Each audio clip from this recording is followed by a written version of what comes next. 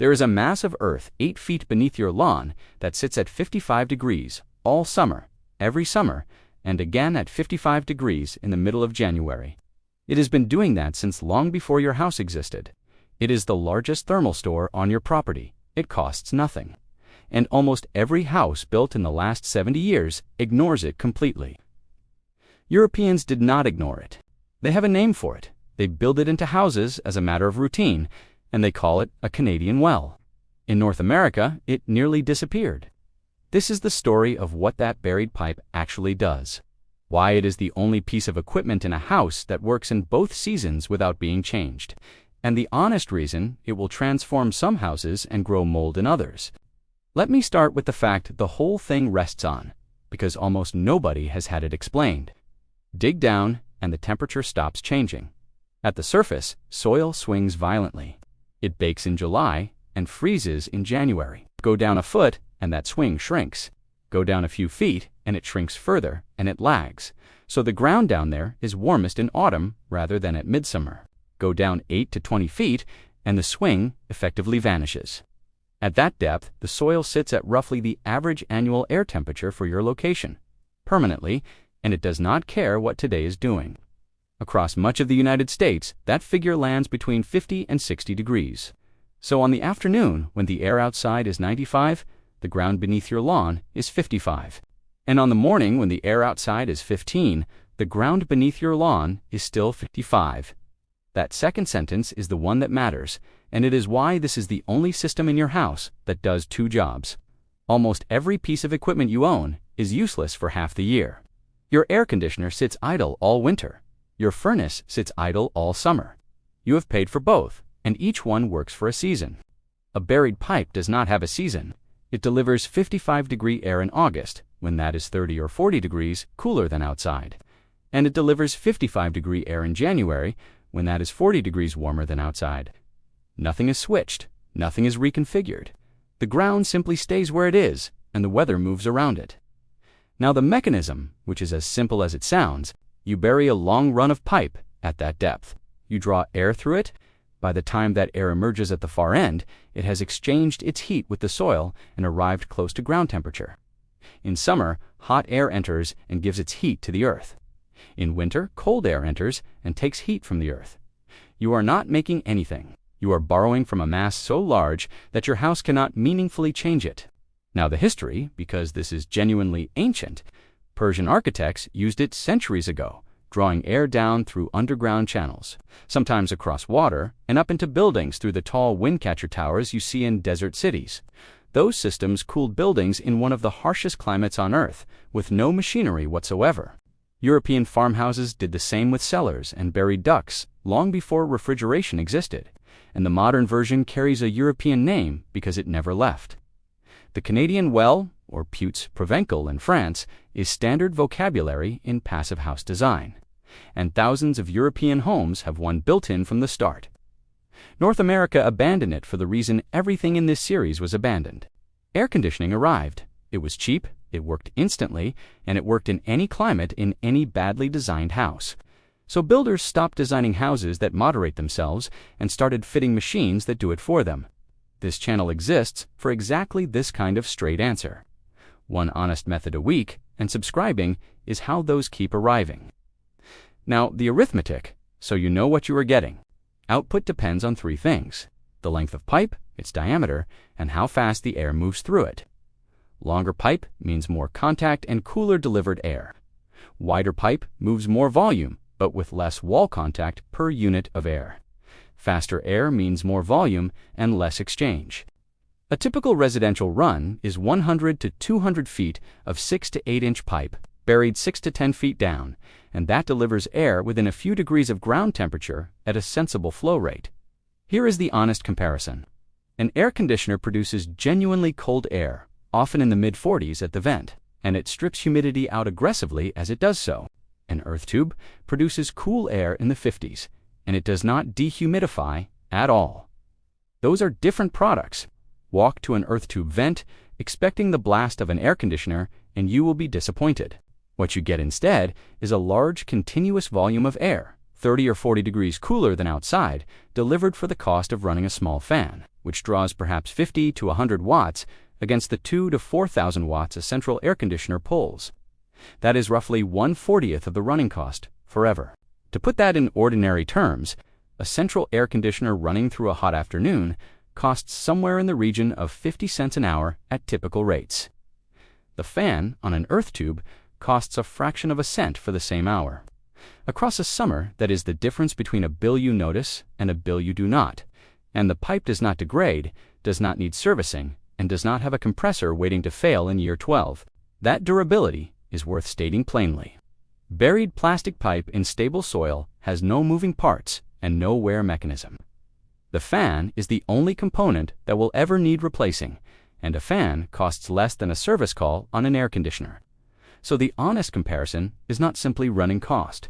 It is a system with one cheap replaceable part against a system with a compressor, a refrigerant charge, and an expected lifespan of 15 to 20 years.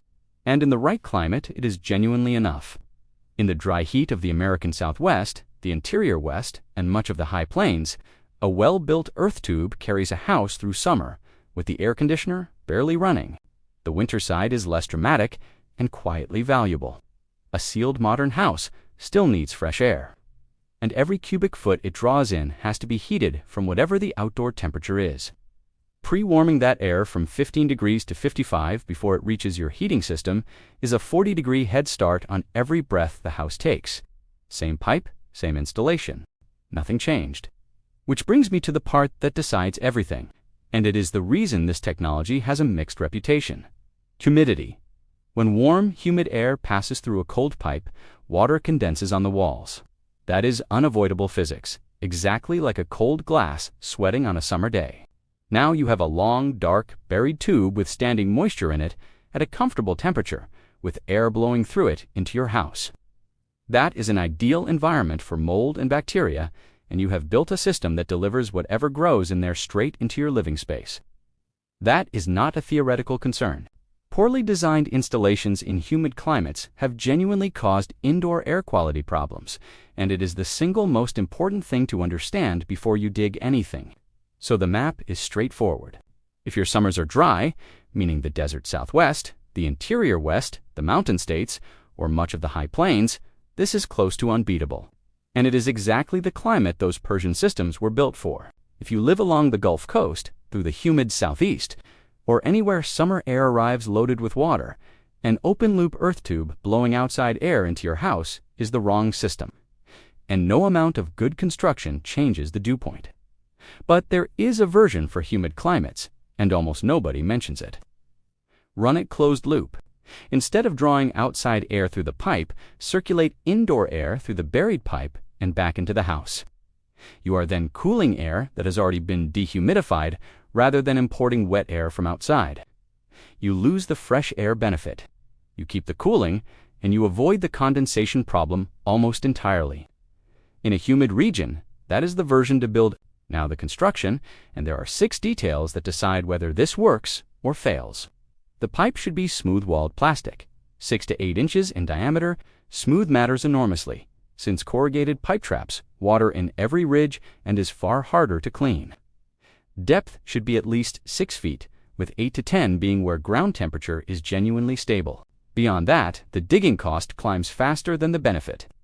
Length determines your output, and 100 to 200 feet is the usual range.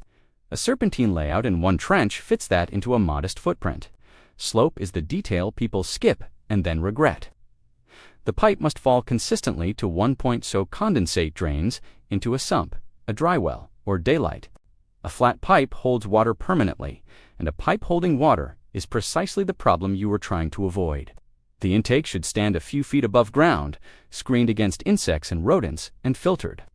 Sited away from driveways, dryer vents, and anywhere pesticides are used, because whatever the intake smells, your house will smell.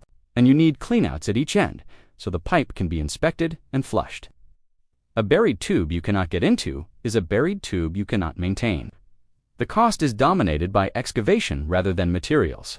Installing during an existing dig, such as a new build or a foundation excavation, is dramatically cheaper than trenching, specifically for it, which is exactly why European builders put them in during construction rather than as a retrofit. Now the limits all of them.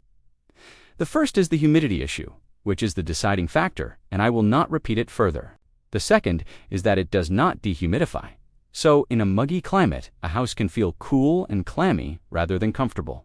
The third is ground saturation. Continuously dumping heat into the soil around the pipe warms that soil over a long hot season, and performance drops toward the end of summer. The ground recovers over winter, but a system sized too small will fade in August. The fourth is retrofitting cost. Since trenching across an established garden costs far more than laying pipe during a build. The fifth is maintenance, which is real. Inspect the intake, check the drainage, flush the pipe periodically. And the sixth is radon, which deserves its own sentence. In regions with elevated soil radon, an underground air pathway into your home is a genuine consideration. Test your home and seal the system properly, which is good practice regardless. The safety picture is otherwise mild. No pressure, no combustion, no chemistry, and no electrical hazard beyond an ordinary fan. Screen the intake thoroughly because an open pipe into a house invites rodents and insects, and retrieving something dead from a buried pipe is exactly as unpleasant as it sounds.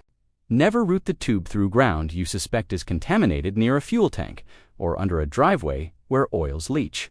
And if you have any combustion appliance in the house, remember that anything moving air changes the pressure balance of a building, so a working carbon monoxide alarm is not optional. That is true whether you build this or not. Here's the thing worth keeping from all of it.